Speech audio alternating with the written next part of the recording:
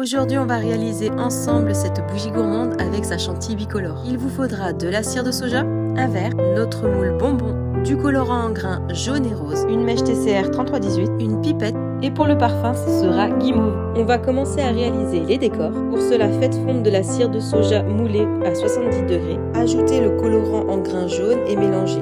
Faites exactement la même chose mais cette fois-ci avec le colorant en grains rose. Il n'y a plus qu'à remplir le moule de la couleur jaune et rose.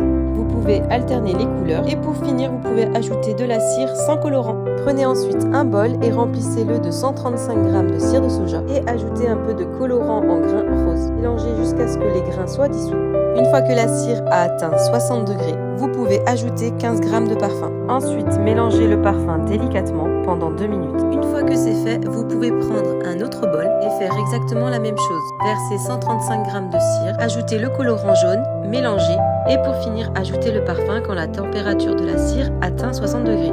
Et mélangez délicatement pendant 2 minutes. Pendant ce temps-là, on peut démouler les petits décors. Ils sont vraiment tous mignons. On va préparer notre poche à douille. On va la placer dans un récipient assez large pour qu'il y ait un beau rendu à la fin de la chantilly bicolore. Une fois que la cire commence à sécher, il est temps d'utiliser le batteur électrique. Dès que la chantilly rose est prête, on peut faire pareil avec la chantilly jaune. Là, attention, il ne faut pas tarder. On va insérer la chantilly jaune d'un côté de la poche et ajouter la chantilly rose de l'autre côté. Et voilà ensuite ce que ça donne. On voit très bien le côté rose et jaune, chacun de son côté. Il n'y a plus qu'à pocher.